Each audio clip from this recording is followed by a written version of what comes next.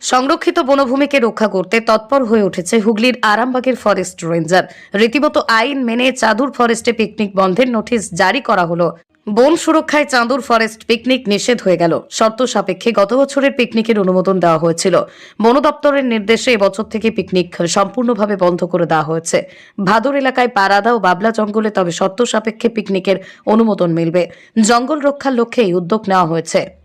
Forest বাদ দিয়ে বাকি পারাত্রা, বাবলা, ভাদুর এই 3 জায়গায় আমরা ফিস্ট করার অনুমতি দেবো।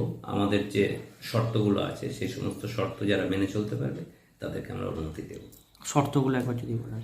এটা গত বছরই আমরা যেটা বলেছিলাম যে প্রথম কথা, জঙ্গলের প্রাকৃতিক পরিবেশ বজায় রাখার জন্য সেখানকার জীববৈচিত্র্যের যাতে কোনো রকম ডিস্টারবেন্স না হয় সেটা মাথায় রেখে প্রথম কথা কোনো সাউন্ড সিস্টেম সেখানে ব্যবহার করা যাবে না, এবং যেটাতে দূষণ ছড়ায় প্রচণ্ডভাবে আমরা প্লাস্টিক বর্জন করতে বলেছি। প্লাস্টিকের জিনিসপত্র ওখানে ব্যবহার করা যাবে না, এবং পিকনিকের শেষে তাদের যা কিছু ওয়েস্টেজ থাকবে সেই সমস্ত ওয়েস্টেজ তাদেরকে গুটিয়ে নিয়ে চলে যেতে হবে। জঙ্গলে যত্রতত্র ফেলে নোংরা করে রাখা যাবে না।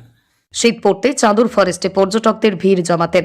দ্বারকেশ্বর নদীর তীরে এই জঙ্গলে সবুজ গাছপালা ঘোরা। জঙ্গল জুড়ে সেগুন, শাল সহ বিভিন্ন গাছ রয়েছে।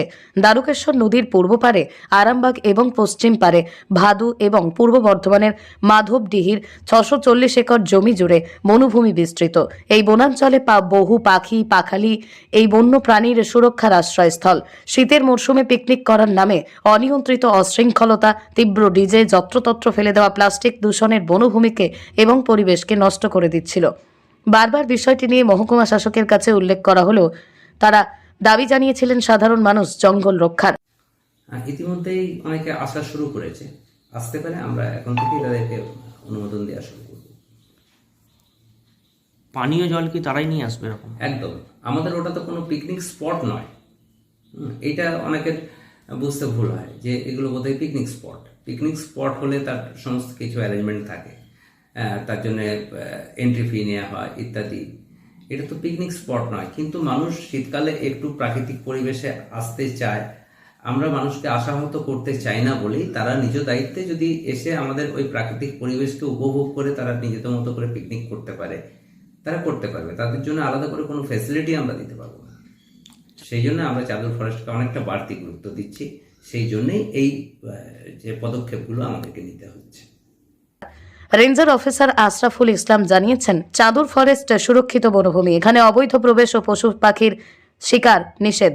প্রতি বছর শীতের সময় বহু পর্যটক এখানে বনভোজন করতে আসেন, কিন্তু বনভূমি এলাকায় প্রবেশ করার পর যেসব নিয়ম ছিল তা মানা হতো না।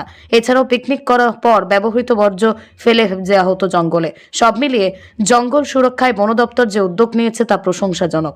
হুগলির আরামবাগ থেকে শুভজিৎ ঘোষের রিপোর্ট, লোকাল 18 বাংলা।